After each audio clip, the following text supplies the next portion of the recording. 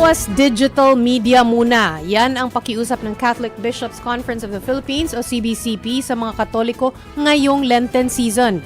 Paglilinaw ni CBCP President and Lipa, Batangas Archbishop Gilbert Garcera, hindi naman daw ito anti-technology. Pero ang labis daw kasing exposure sa streaming at gaming nakakahina ng interior life. Dapat daw ay magkaroon ng oras ang mga Katoliko sa silence and reflection. Magsisimula bukas ang Lenten season, Ash Wednesday, sabi nga natin kanina. And speaking of digital media, hindi na magagamit ang messenger.com at desktop app nito starting this April. Sa akin, matagal nang hindi ko nagagamit. Ako, matagal nang hindi. Meron ng mga users na hindi talaga nagagamit yan. Pero sabihin, nasa chat pa rin. Sabihin, pag nasa Facebook ka, lalabas pa rin naman siya. Pero hindi na siya separate. Okay? Okay. So,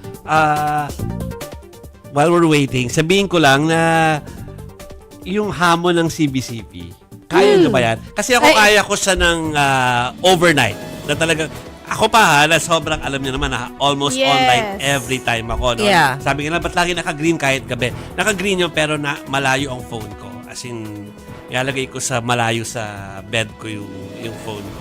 So, hindi na, may certain time na hindi mo na ako mapapasagot. So, I think kayo kayo, pero isang araw lang. Hindi ko yata kaya. Ilan yan?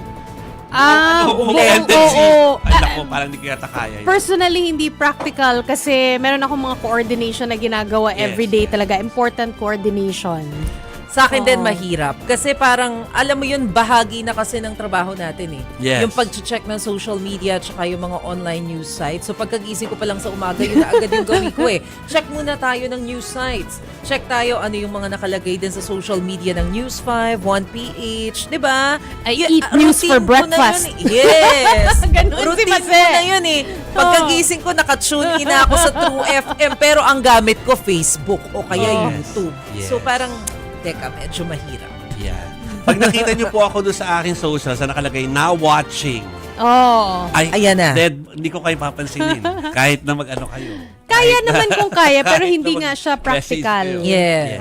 Okay, so tingnan niyo kung kaya niyo sundan. Dahil talagang merong sacrifice sa hinihingi ang sa mga Katoliko kapag Holy Week eh. Oh yes, di ba Diba? yun naman din yung paalala nila lagi na mas maganda kung yung sakripisyo, yung bagay din na alam mong bahagi ng everyday life mo tapos titigilan mo. Nandun kasi yung challenge. Yes. Kasi parang ako din yung sinasabi nila na, uy, sacrifice yung hindi pagkain ng baboy.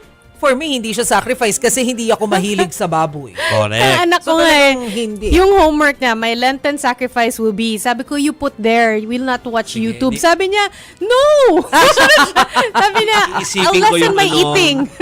Isipin ko yung yung sacrifice na yung makulay na drinks. Pwede yun. Healthy pa. Ay, Pwede. Bigla ako naisip, kaya ko bang hindi magkape? Wait. Yeah. Okay.